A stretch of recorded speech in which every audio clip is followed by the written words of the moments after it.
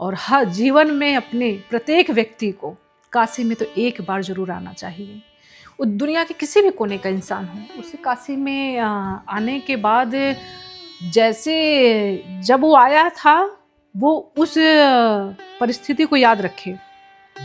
मैं जो बता रही हूँ आप उसको गौर करिएगा। जब वो आया था, जो उसकी परिस्थिति थी, जो उसकी सोच थी, उस वक्त वो क्या था उसको वो याद रखे और काशी में 1 हफ्ता बस सिर्फ रुक जाए, 7 दिन वो रुक जाए और 7 दिन के बाद वो काशी से जाए। 8वें दिन उसका पूरा ऑरा उसका बदल जाएगा। पूरा उसका सोच विचार, उसका व्यवहार सब कुछ बदल जाएगा। और देखिएगा, और मैंने महसूस किया है, लोगों में महसूस करते हुए देखा है, और ज़्यादातर मैं बात भी करती हूँ काशी को लेकर, तो मैंने तो साक्षात ऐसा लगता है कि महादेव से मिल चुकी हूँ। मतलब मैं क्या बताऊँ, मुझे ऐसा लगता है कि मैं महादेव से मिल चुकी हूँ। मैंने वो चेहरा देखा है, वो शरीर देखा है। और लोग बताते नहीं हैं, कहते नहीं हैं, शायद मेरा मन साफ है कि क्या ऐसा है मेरे अंदर कि मैं महसूस करने लगती हूँ और वो सारी चीज़ें होने लगती हैं मेरे साथ। जो आज तक मैंने मांगा है वो सब कुछ मुझे मिला है। कुछ ऐसा बाकी नहीं रहा है कि अगर मैंने हाथ रखा है ये चीज़ कि मुझे ये चाहिए तो वो मुझे नहीं मिला, मुझे उसके लिए बहुत संघर्ष करना पड़ रहा है। ऐसा नहीं है। जो मैं बोलती हूँ ये मुझे चाहिए वो मुझे मिल जाता है। और कोई जोर ज़बरदस्ती नहीं, कोई कुछ नहीं, मुझे मिलता है। और ऐसा लगता है कि है वो लाकर रख देते हैं, किसी बहाने से आ जाता है, मुझे वहाँ तक पहुँचा देते हैं। तो ये सब उन्हीं की शक्ति है, उन्हीं की देन है। काशी में आप आएंगे, उनके करीब हो जाएंगे, और जो उनके करीब हो जाता है फिर वो शिव भक्त हो जाता है। और शिव भक्त, लोग कहते हैं बनना बड़ा आसान है, तो बनना आसान नहीं है। बस महादेव हर हर महादेव लिखने से कुछ नहीं होता है। आपको सारी प्रक्रिया फॉलो करनी पड़ती है, उसी हिसाब से आपको चलना पड़ता है, रहना पड़ता है, और तब आप समझ पाते हैं। क्योंकि इसमें आपका पहनावा ओढ़ावा मायने नहीं रखता है, आपके अंदर जो है वो क्या पहन रहा है वो ज़्यादा मायने रखता है कि आप उसे क्या पहना रहे हैं।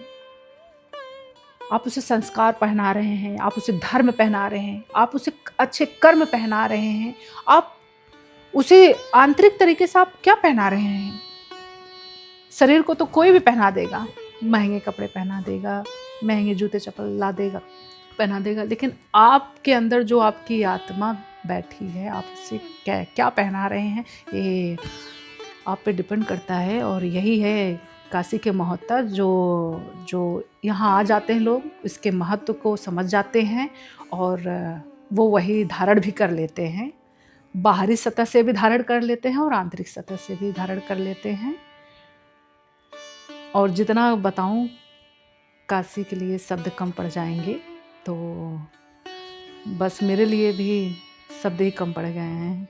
क्या बताएं, कितना बताएं, क्योंकि बड़े बड़े महान महात्माओं से मिली हूँ और बड़े ज्ञानियों से मिली हूँ। उनसे जो मैं सुनती हूँ, समझती हूँ, या मैं जो अपने नज़रिए से फिर बाद में उस पर रीड करती हूँ, अध्ययन करती हूँ, तो फिर अपने जरिए में उसको समझती हूँ। अलग लगता है, काशी अलग है सबसे। और मेरा विनम्र निवेदन है चैनल के माध्यम से कि हर व्यक्ति को गर्व से कहना चाहिए जय काशी। जीवन के अंतिम क्षण तक उसको कहना चाहिए जय काशी, क्योंकि हम काशी के ऋण ही रहेंगे। काशी का कर्जा हम कभी नहीं उतार पाएंगे। तो